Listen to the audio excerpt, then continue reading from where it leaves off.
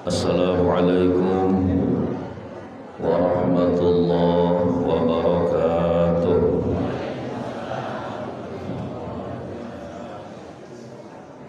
Bismillahirrahmanirrahim. Alhamdulillahilladzi ja'ala awliya'ahu fi kulli zamani wal makan. ومثلهم الله تعالى في كتابه العزيز كالجبال كما قال تعالى وجعلنا الجبال أوتادا. أشهد أن لا إله إلا الله وحده لا شريك له وأشهد أن سيدنا ونبينا وحبيبنا وشفيعنا محمدا عبده ورسوله وصفيه وخليله. اللهم فصل وسلم وبارك على سيدنا محمد وعلى آله وأصحابه ومن سلك نهجه وأتباعه إلى يوم الميعاد. أما بعد فيا عباد الله أوصيكم ونفسي بتقوى الله فقد فاز من اتقى وخاب من طغى.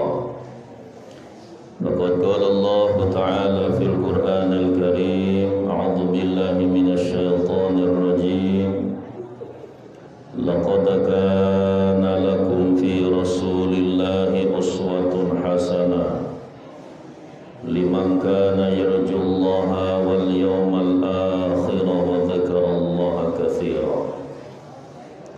وقال تعالى أيضا قد أفلح من تزكى وذكر اسم ربه فصلى بل تؤثرون الحياة الدنيا والآخرة خير وأبقى. الآية. وقال النبي صلى الله عليه وسلم ألا إن في الجسد مضغة إذا صلحت صلحت الجسد كله وإذا فسدت فسد الجسد كله ألا وهي القلب أو كما قال النبي صلى الله عليه وسلم. Ma'asyiral muslimin wal muslimat, bapak-bapak, ibu-ibu, ikhwan wal akhawat, jamaah manaqib sultanul awliya wa tajul asliya Syekh Muhyiddin Abdul Qadir Jalani qaddasallahu sirrah, khususnya kita yang hadir di majelis yang penuh berkah, majelis yang mengundang dan mengandung keridhaan Allah, majelis yang mampu menarik turunnya rahmat dari Allah, majelis yang mampu menolak turunnya bala dari Allah, majelis yang sangat dicintai oleh para kekasih Allah, majelis yang dirindukan dihadiri oleh para malaikat-malaikat Allah. Kita bersyukur pada detik ini Allah takdirkan kita berkumpul dalam rangka kita bersama-sama belajar untuk khidmat di dalam mengikuti tuntunan bimbingan daripada Syekh Mursyid guru kita Syekh Ahmad Shahibul Wafatajul Arifin.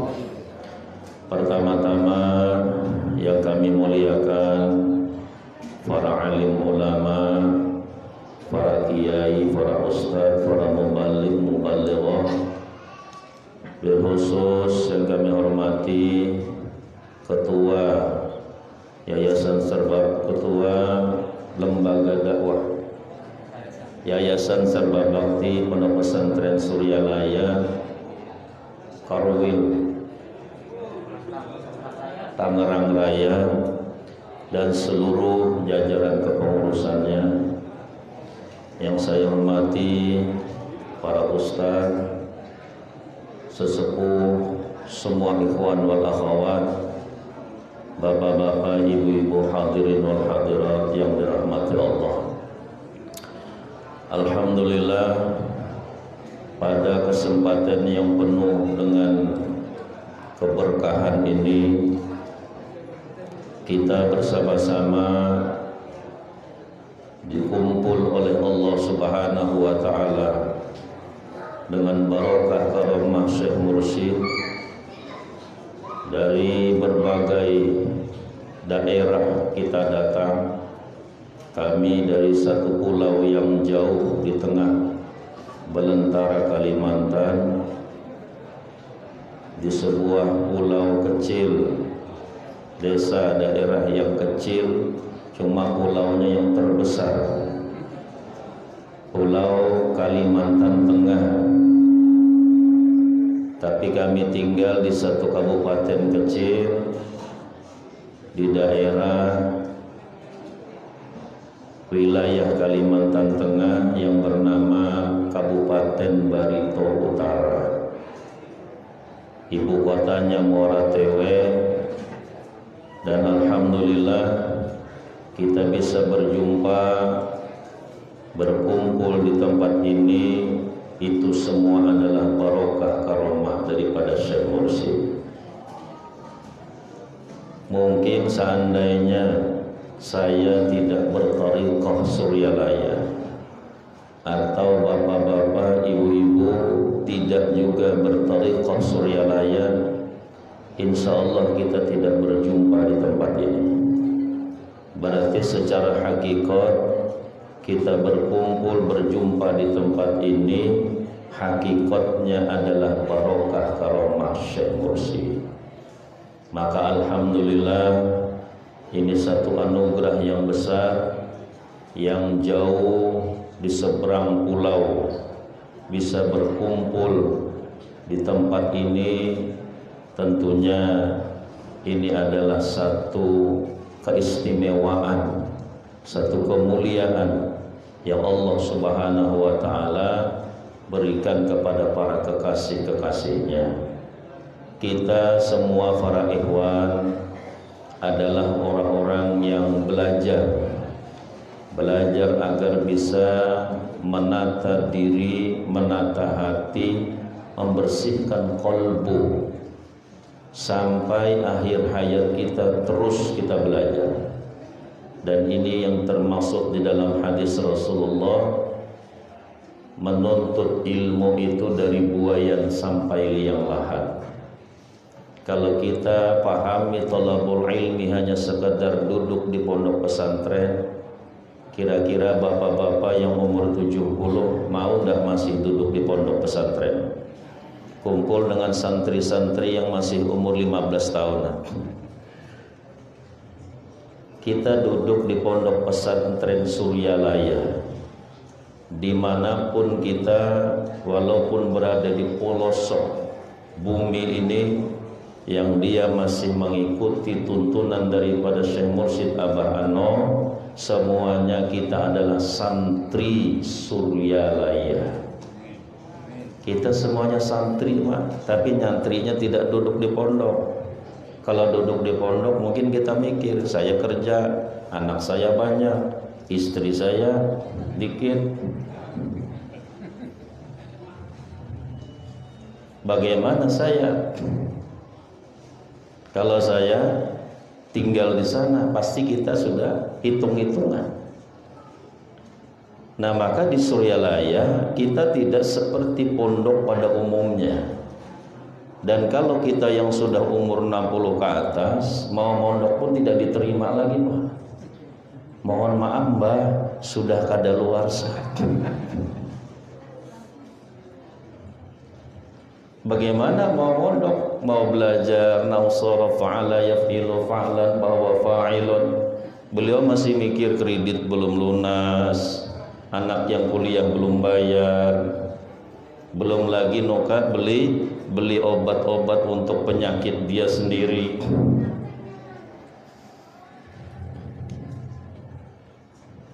Jadi kita bersyukur kita memiliki seorang guru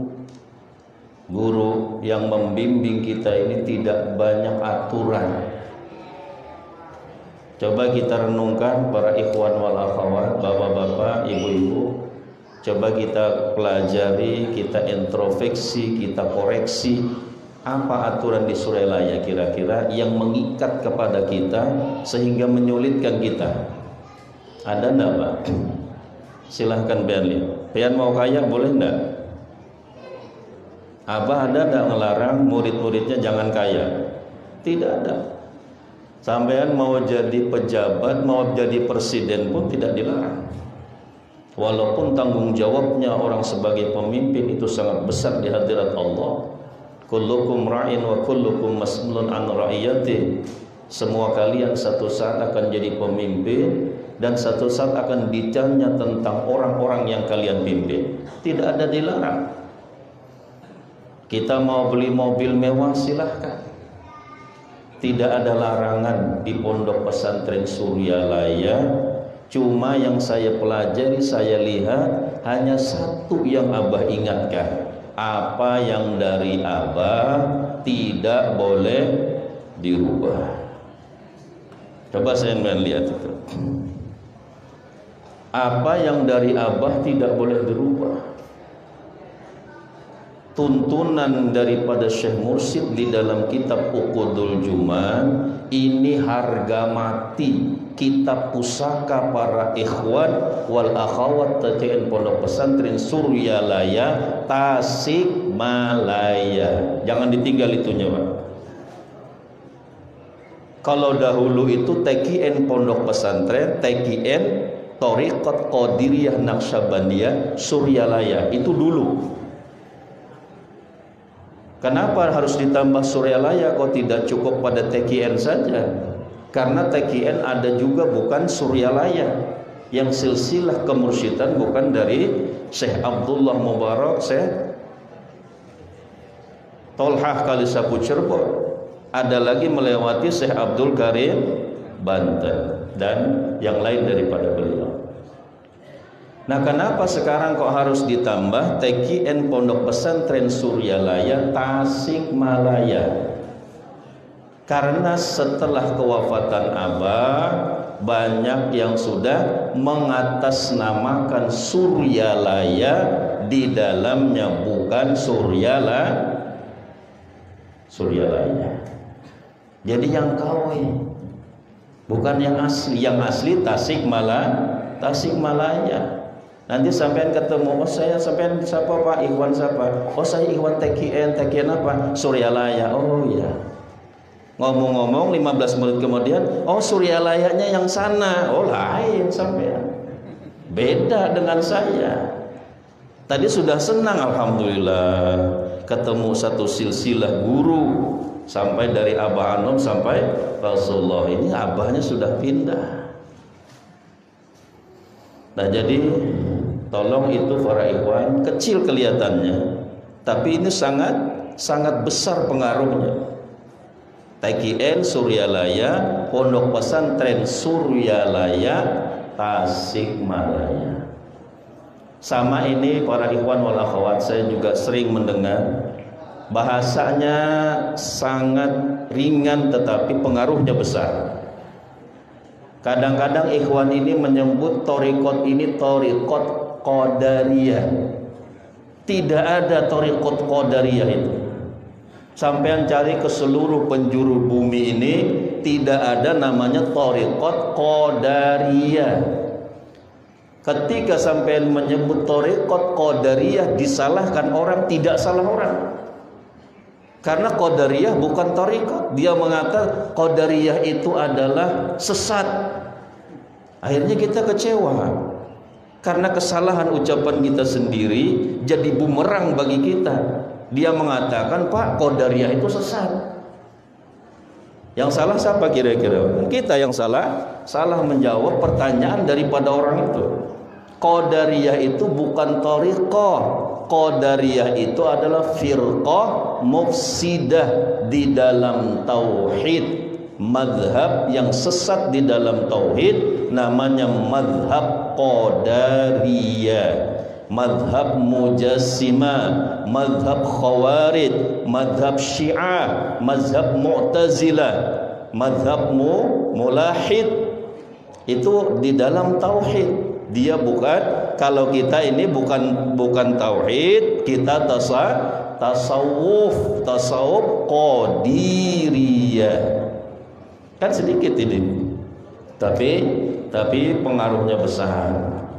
Nah, para ikhwan wal akhwat, jadi sekali lagi kita bersyukur kepada Allah bahwa kita bersama-sama mendapat satu tuntunan, bimbingan daripada wali besar pada zamannya, raja wali pada zamannya, seorang mursyid kamil mukamil yang kemursyidhan seperti itu sulit ditemukan pada akhir zaman. Mungkin 100-200 tahun di atas kita susah menemukan seorang syekh mursyid seperti itu. Nah, kita ini bersyukur kita bertemu dengan beliau, mengikuti tuntunannya dengan segala kekurangan-kekurangan kita diterima sebagai muridnya. Kan serba kekurangan kita ini, Pak, kurang ibadah, kurang ilmu, kurang segalanya. Kebanyakannya maksiat, banyak macam-macam yang tidak diridhoi oleh Allah pada kita. Nah, kita diterima untuk menjadi murid seorang wali besar pada zaman ini. Nah, ini satu anugerah. Pelihara, jaga nikmat yang sangat berharga ini. Jangan sampai ini lepas dari genggaman kita. Memang memelihara iman, tauhid, akidah, tuntunan daripada seorang mursyid itu seperti memegang bara api. Godaannya besar, gangguannya besar, menggiurkan, menyenangkan dengan nafsu kita, tapi kita lepas daripada tuntunan seorang yang fakar, yang ahli, yang mampu bertanggung jawab kepada muridnya di dunia sampai di dalam negeri akhirat. Ini susah menemukan manusia seperti beliau. Nah, maka ini anugerah, nikmat ini wajib kita jaga. Nikmat iman tauhid yang ditanamkan oleh Syekh Mursyid wajib kita jaga. Satu saat seorang imam mujtahid di dalam ilmu syariat, pendiri madhab di dalam fiqih, lahir pada masa tahun 80 Hijriah, wafatnya tahun 150 Hijriah. Seorang sufi, seorang arif billah, seorang muhaddis dan sebagainya, abid soleh. Beliau bernama Imam Abu Hanifah Ibnu Nu'man. Imam Abu Hanifah Ibnu Nu'man ini lahir pada masa tabi'in.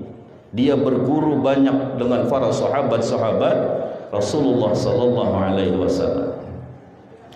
Satu saat orang bertanya kepada Imam Abu Hanifah, "Ya Imam, ayyu dzambin a'zamu yaslabul iman?" Hai Imam, dosa apakah yang sangat besar? Yang dosa sangat besar itu dia mampu mencabut iman dari dada kita. Lalu kata Imam Abu Hanifah, kata beliau, dosa yang sangat besar yang mampu mencabut iman kita, kata beliau adalah tarku syukri lillah ala nikmatil iman. Kata beliau, meninggalkan syukur kepada Allah atas nikmat kita telah mendapat iman. Bapak-bapak, ibu-ibu, sampean ketika ditalkin yang ditanamkan di dalam dada, di dalam kolbu kita itu bibit apa itu? Bibit iman tauhid. La ilaha illallah bukan kita ambil ketemu di jalan. La ilaha illallah bukan kita ambil hanya dapat di buku. La ilaha illallah bukan hanya kita dengar para ceramah menceritakan tentang fadhailul dzikri, tapi la ilaha illallah yang ditanamkan oleh ahlinya di dalam dada orang yang meminta kepadanya. Ini bibit iman la ilaha illallah ini. Nah, kalau ini tidak disyukuri, khawatir nanti akan mati tidak membawa iman. Yang kita ingat ini kan Bapak Ibu yang dirahmati Allah, yang kita ingat ini mati. Karena final dari kehidupan kita sampai di sana. Penentuan pun dalam kehidupan kita ketika akhir hayat kita. Allah tidak melihat awal dari kehidupan seseorang, yang Allah lihat akhirnya. Kalau akhirnya membawa iman, pasti dia sudah ahlul jannah. La ilaha illallah, kalimatul iman, kalimatul ikhlas, kalimat samanul jannah. La ilaha illallah itu kalimat iman, kalimat ikhlas. Dia juga harganya surga. Surga tidak dibeli dengan materi dunia yang kita miliki. Surga tidak bisa dibeli dengan pangkat jabatan yang saat ini kita kerja keras untuk mencapainya.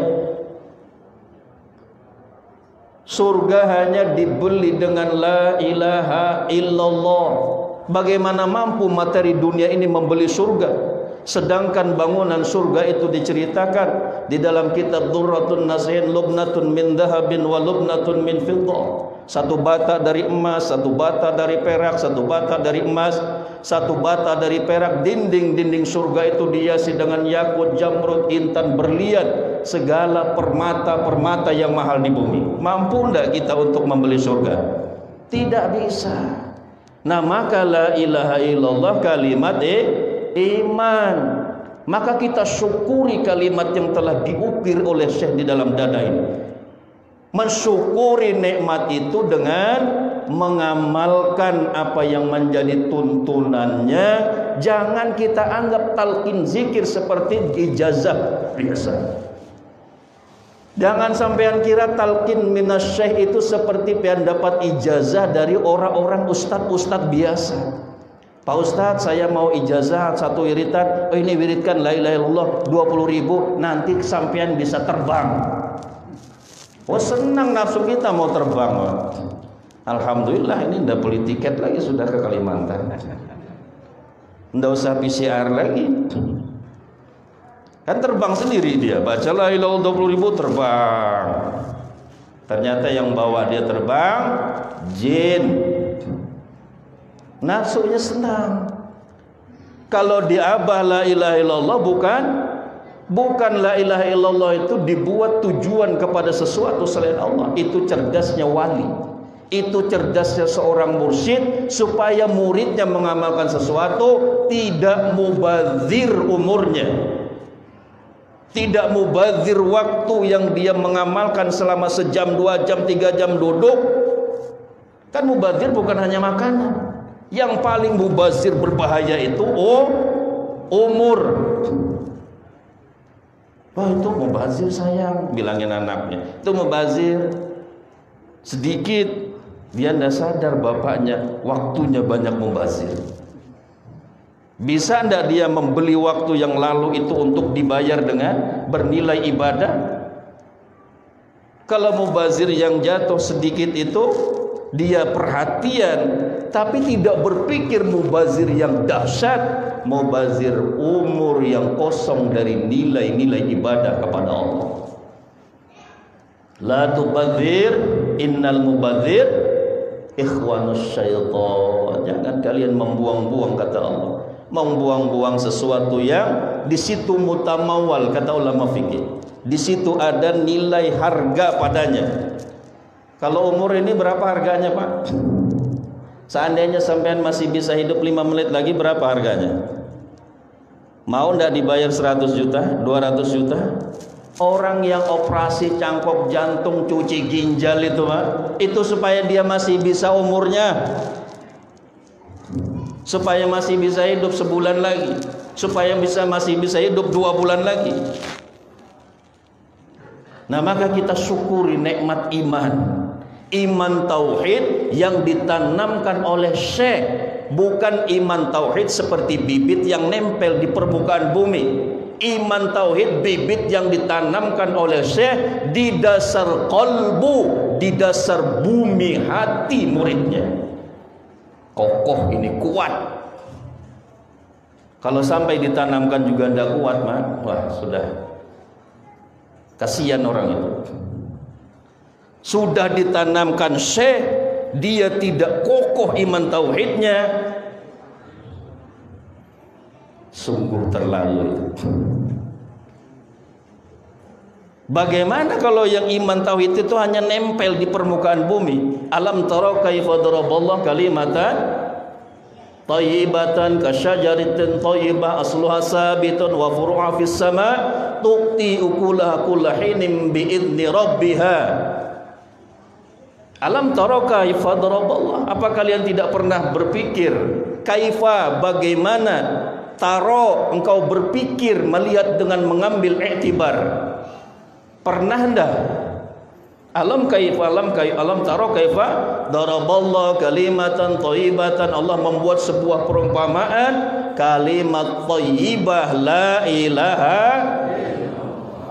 illallah kasyajaratin thayyibah, dia seperti pohon thayyibah,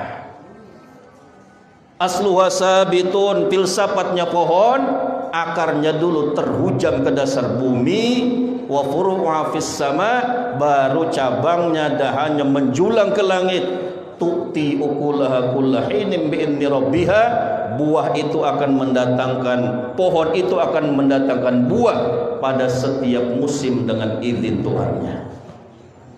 Nah, jadi ini tertanam. Itu pohon thayyibah. Kalau pohon khabithah, kata Allah, itu hanya nempel di atas bumi. Berarti yang ditanamkan oleh Syekh Mursyid ke dalam dada kita pohon thayyibah, syajaratun thayyibah. Yang ditanamkan Syekh Mursyid ke dalam dada kita iman tauhid. Jangan sampai hanya di permukaan, hanya sampai di bibir, sampai di tenggorokan, tidak tembus sampai ke dalam hati. Kalau hanya sampai di bibir, tenggorokan, disenggol iblis sedikit aja, sempoyongan langsung itu. Jangankan kena angin topan, sepoi-sepoi aja bisa rebah itu. Coba saya main buktikan nanti, Pak. Kita buat tanam pohon pisang, ya sejengkal aja lah akarnya di tanah. Tapi yang satu pengen tanam 1/2 meter ke bawah. Yang mana duluan tumbang? Sama-sama tanam pinggir jalan, biar sama-sama kena angin dihantam truk yang lewat.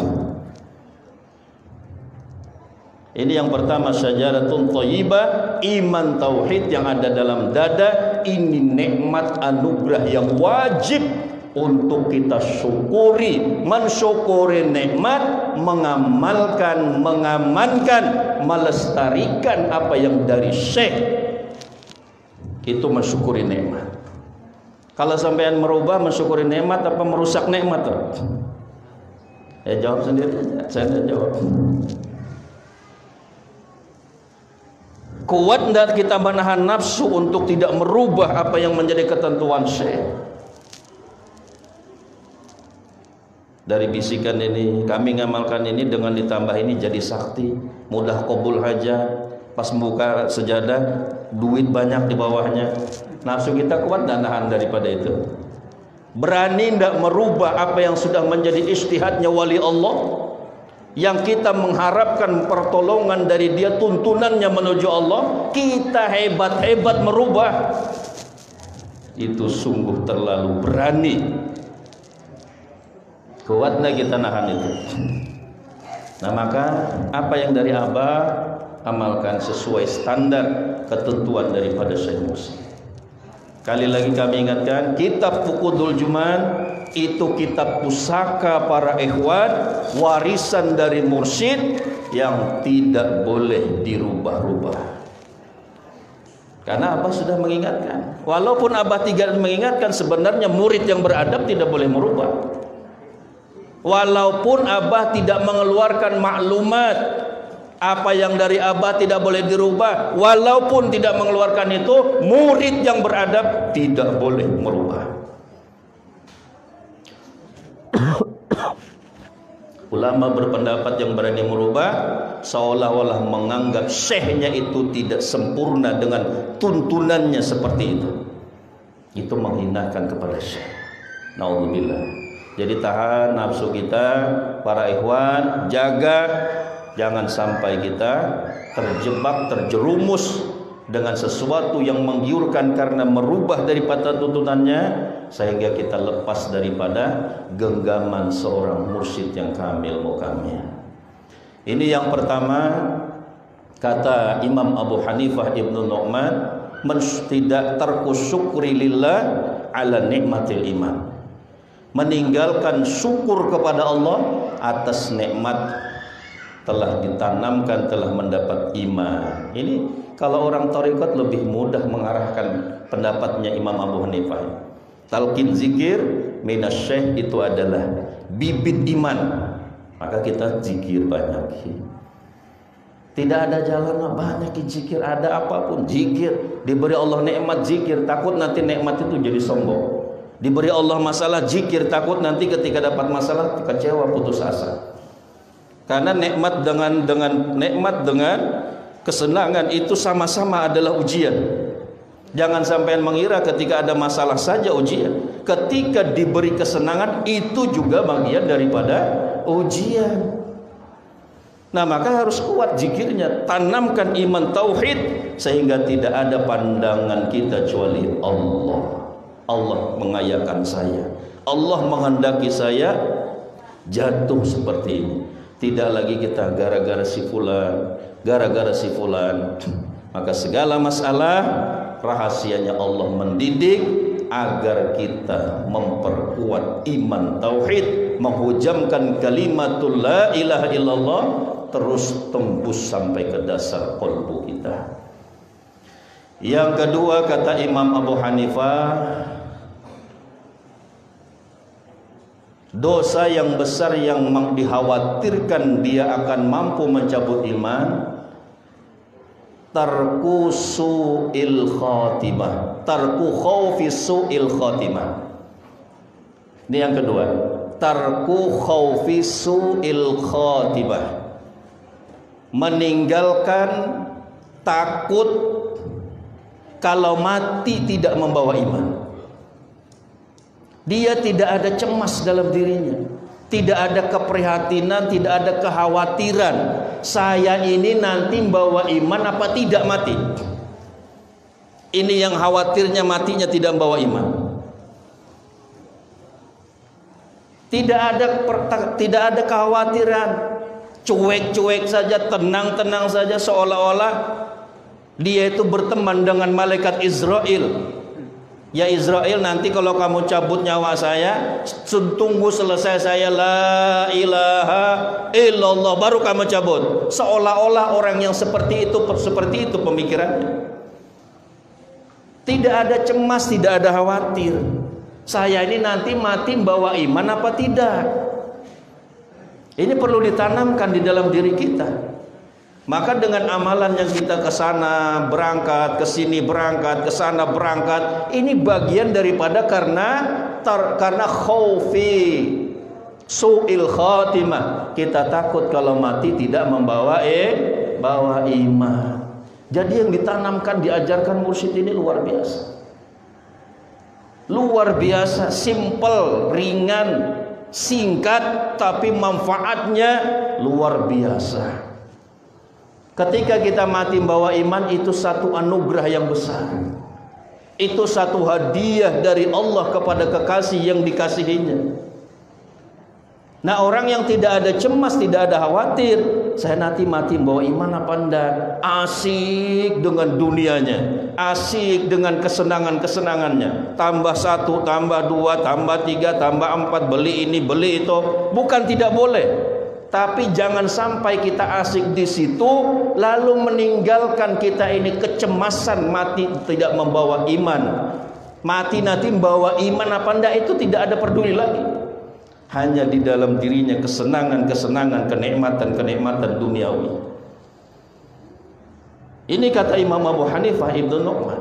Makanya seorang sufi besar pada masa lalu, beliau janda, hidup sejaman dengan Ibrahim bin Adham, Fudail bin Iyad, Hasanul Basri, sufi-sufi besar pada masa lalu hidup pada masa tabi'in. Siapa beliau? Rabi'atul Adawiyah waliyullah. Satu saat Hasanul Basri ini terpesona dengan kecantikannya Rabi'atul Adawiyah. Semua sempurna dari beliau. Berangkatlah Hasanul Basri sowan silaturahmi berkunjung ke rumahnya Rabi'atul Adawiyah. Beliau pakai satir. Ketika berangkat ke tempat Rabi'atul Adawiyah dengan santri-santrinya Syekh Hasanul Basri, dengan murid-murid beliau, ketika datang masuk ke rumah Rabi'atul Adawiyah, apa kata beliau? Ada apa kalian datang ke rumah saya? Kata mereka, kami ingin silaturahmi dan ingin melamar Rabi'atul Adawiyah. Lalu kata Rabi'atul Adawiyah, siapakah di antara kalian yang paling alim? Lalu kata santri-santrinya Imam Hasanul Basri, ya Kiai Hasanul Basri lah yang paling alim. Lalu apa kata Rabi'atul Adawiyah? Saya siap kawin dengan Hasanul Basri asal dia mampu menjawab beberapa pertanyaan saya. Maharnya tidak sulit, Pak. Kalau bapak-bapak, ibu-ibu ada nawarin mahar situ, senang enggak, Pak? Pokoknya kerja keras sudah kita membaca buku untuk menjawab pertanyaan buah hati belahan jiwa itu. Kata Rabi'atul Adawiyah, kalau dia mampu menjawab pertanyaan saya siap nikah dengannya. Lalu dipersilahkan, silahkan kau tanya. Bertanyalah Rabi'atul Adawiyah kepada Hasanul Basri, ya Hasanul Basri, kata Rabi'atul Adawiyah, nanti ketika saya sakratul maut, mampu tidak saya mengucap la ilaha illallah? Kata Hasanul Basri, ini rahasia. Ini rahasia Allah. Satu sudah Anda bisa jawab, gagal ini sudah. Jangankan 4, 5, satu aja salah sebenarnya gagal sudah, tes itu.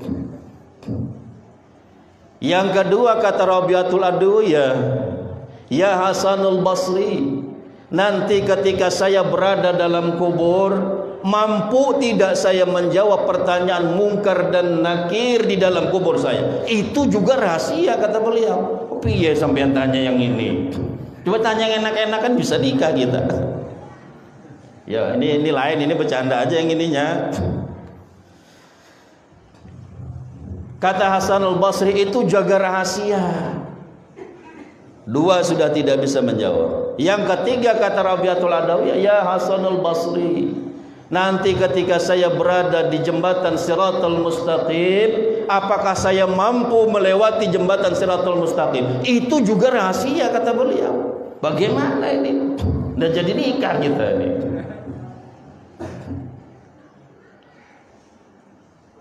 Lalu kata Rabi'atul Adawiyah, bagaimana saya ingin kawin, bagaimana saya ingin nikah, sedangkan perhatian kerinduan saya sudah ke sana.